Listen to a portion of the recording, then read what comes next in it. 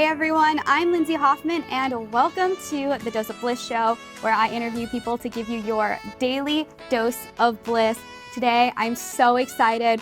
We have a motivational speaker, author, and Gen Z activist, Brandon Farbstein. Yay! Thank you so much for having me. So excited. Brandon, thank you. I was telling you before you came, I'm like your biggest fan. I am so excited. So today's topic, what we're going to get into is overcoming victimhood, bullying, and this new cancel culture. Yeah, absolutely. So can you kind of explain what is this cancel culture?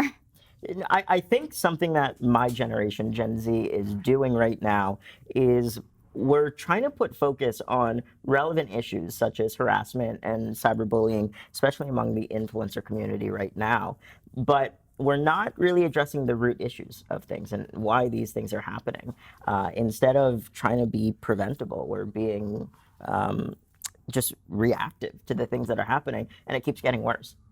How is this actually a form of bullying? Because it's, I think people are thinking they're getting rid of people's bad behavior, but Right. It's really bullying in itself. I mean, think of it like putting a Band-Aid over a wound that you're not healing, right? You're trying to address something, but you don't fix it. So you are ending up making the epidemic of things just that much worse. And I think to anybody that has the choice to not get yourself involved in things like that, just the unnecessary drama that requires so much of our energy and emotions, that pretty stupid, right? It just drains us for no reason. And I think that we need to be a lot more intentional about our time and our energy. Now, before we get into how big the epidemic is getting with bullying and all these things, what's your story with all this? Because you've had so much bullying your entire life, and I can't even believe it. And I know you still face it today as well. Yeah. So I was diagnosed with a rare form of dwarfism when I was 2. So you can't really see it on camera, but I'm 3'9", and this is the size that I'm going to be for the rest of my life. So obviously somebody like me, I'm living in a world that isn't built for me. And I have always had to innovate my own solution. I've always had to find the answers that work for me. And it really started with cyberbullying the very first week of my freshman year of high school.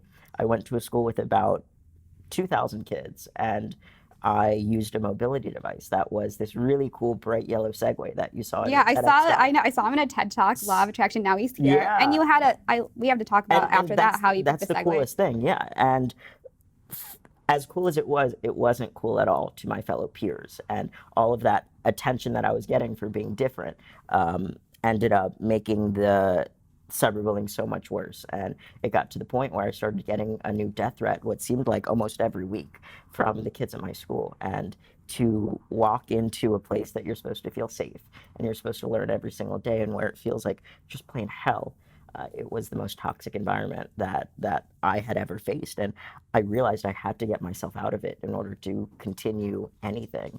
So that's exactly what I did. So I can't believe people would send death threats. I think probably they were just jealous of your Segway, because I would be. But it's crazy when you think about it. What I've realized is bullying stems from either one of two reasons. Number one, hurt people.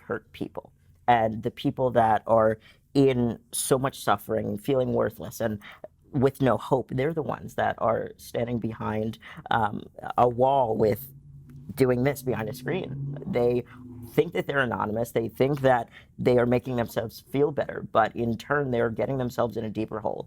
They're just going to feel so much worse. It feels a lot worse, I think, to be the bullier, really, than to be bullied. Exactly. And then the other thing is just like you said, either jealousy or envy for whatever reason. It could be for something stupid like having incredible blonde hair. Oh, thank you. It can be just whatever it is. People are jealous of what they can't have, and if they think that they can't attain it, they're going to try and take it away from you. So during all this bullying, where were you at your worst? Because you're a huge motivational speaker now that's done TED Talks. You're 19 under 19. You help people who are way older than you. Yeah. What were you like at your worst when all this was happening? So I would say my lowest point in life was when I was in the midst of everything, and I came home from school one day, and for whatever reason, I just was so devastated of feeling like I had no purpose, no point. and I didn't want to be here anymore. And I was moments away from ending my life just because the amount of pain that I have to deal with every single day sometimes can feel really overwhelming. And what I've realized is that I have two choices. I can either use what I've been given and say, you know what, yes, this sucks and it's painful and it's going to be hard, but what can I do with this? How can I help somebody else with it? Or I can wake up every single day and look at all the things that I don't have and what I'm lacking and whatever that is, but I choose not to because that doesn't serve me or that doesn't serve anybody else. And to anybody that has adversity to overcome every single day, which is every single human being, because we are all dealing with something, we're all suffering in some way. We all need to realize that we have an incredible gift with what we've been given, and you have the choice. It's either you use that to become the greatest version of you, or you let time just tick away. That's so true. I mean, hearing your story, I can relate to things that have happened in my life and pains and different things that I've had. And I'm so glad you're still with us and here and decided to work on yourself because you're changing the world and changing people's lives. So, how did you get out of that victimhood and make that step to turn your life around when you had from having no purpose to having purpose? It's a couple different things. Number one, I have two superhero parents that got me the professional help that I needed. And I think that is so vital. Whatever we're going through, we have to talk to people. We also have to realize we're never alone. And number two, I took control of my own mentality.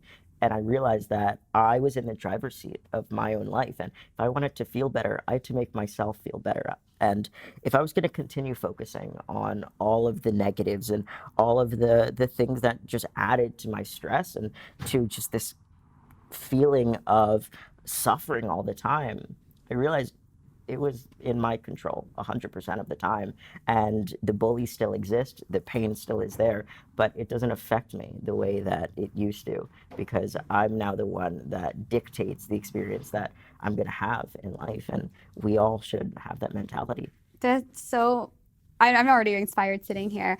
What is your tip for someone else then of like, what are the things you've done to get out of that mindset? Because obviously it's a practice. Not everybody knows that it's something you have to kind of work on. It doesn't go away. It's like exercising your mind. So what do you do? So true. So Tony Robbins has an amazing quote where he says, where focus goes, energy flows. And I didn't realize the power of that until a little while ago, where I realized just how much power our focus has on our life every single day. And that is the number one thing that I always do whenever I'm in a feeling of just that depressed, anxious, angry, miserable state that we all can relate to being in sometimes. And I just change my focus. I try and stop myself from getting in this cycle of being negative and thinking about all the things that are going wrong. And I try and just take a step back. And I try and open my eyes just a little bit and see things for what they really are instead of letting my own self-sabotage, the negativity or the sadness or whatever it is, stop my happiness and stop my positivity. Something that really is tangible that we could all do with that is on social media, you need to be really deliberate about every single person that you are following or that is on your friends list. Because when you really think about it, the amount of time and focus that we're putting into our phones and into social media every single day, it's a lot. So we might as well be really intentional about what we're letting in and filtering out all of the as much BS as we can. Yeah, because there's so much that can go in your feed and people will look, I want to look like this, I want to be like this. But we need to fill our feeds with people like Brandon Farbstein, where you keep seeing positive things to remind you who you are. And you don't give into that new cancel culture where it's bullying. So if someone sees someone getting bullied online, what should they do? Number one, I never think that fighting fire with fire gets anywhere productive. I used to be the person that anytime that somebody would say anything remotely mean to me, I would clap back really hard, and it made me feel so much worse. If you see something, it is your obligation to speak up and to do something. I'm not saying that you have to confront the bully, but at least reach out to the person that is on the receiving end and say, hey, are you okay? Do you want to talk to somebody? Your one message literally can be the difference between somebody continuing on or somebody's life ending because of the situation that they're in.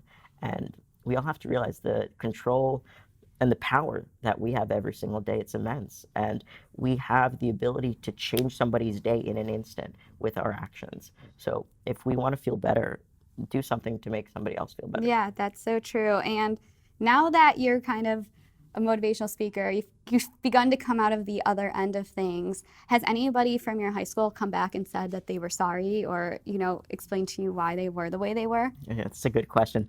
The couple of times that I've heard from the kids in my high school has either been one, asking for a job, which I think is amazing. I laugh at that all the time. But number two, I've heard from a couple of kids that have told me their story, and they shared why they did what they did. And one, their dad was physically abusive to them at home. The other one, they were cutting themselves and they were suicidal. And I used to, when I was being bullied and I was in the thick of things, I thought it was my fault. I thought I was doing something wrong, or that I was being punished for some reason. But then I realized that I have to be me. I have to be the person that I was born and put here to be. And nobody else is going to take that away from me. And you cannot let anybody else have the power to control your destiny. That's so true. I mean, you're proof of that. And I think how you are, for them to open up to you like that, you must have inspired them to open up and say something so deep. And I think that's something people need to know, is why people are the way they are, because I think in order to cancel culture is really with love, and to understand that people are just hurting inside, and to learn new coping skills that maybe people aren't learning, especially on the internet today and what you see in society. You're so right. We have the answers right in front of us sometimes, yet we overcomplicate so many different things in our life. Things aren't so complicated. You don't need to change everything for everything to change. It could be that one simple thing that you start doing every single day that gets you on a whole different level. The smallest thing. We only have a few minutes left, but before we get on to your book and everything like that, how do you think your life would be different? Say you weren't born with the form of dwarfism. Do you think you'd be where you are today?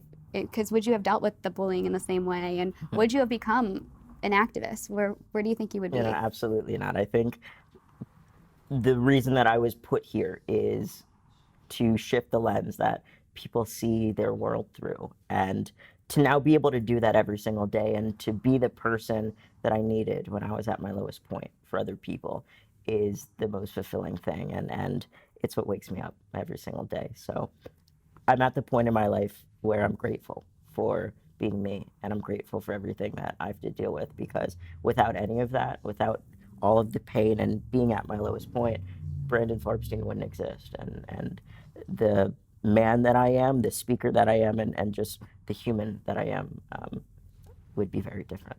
I'm really grateful too, because the way your energy is transcends everything. I'm a believer that who you are inside is really what people see. If you come to the world with love, people want to be around you. They don't think about what you look like, anything, because at the end of the day, people remember how you made them feel. And you make people feel amazing and inspire so many people, including myself. Like, I'm so happy that you're here today. Thank you so much. So while we have time, I really want to get into your book, 10 Feet Tall. I know it's the story, about what you've overcome and everything, but I want you to tell everyone a little bit about it. Absolutely. So for my first book, 10 Feet Tall, I didn't want to just make it about myself. I wanted to share my story and share the experiences that I had to go through, but also share the tools and the tips that I learned to get out of that, and to step into your truth, and to use all of these gifts that you've been given, and exactly how to do that. And what I really find incredible is that every single person somehow can relate and use one or two of the tools that I mentioned in the book, whether it's a teenager or it's a 79-year-old. We've had people from every walk of life share just some transformational feedback with us, and it's the first of many to come. That's amazing. And I love the title, because I also feel 10 feet tall. It's like a mindset. It's a way of living.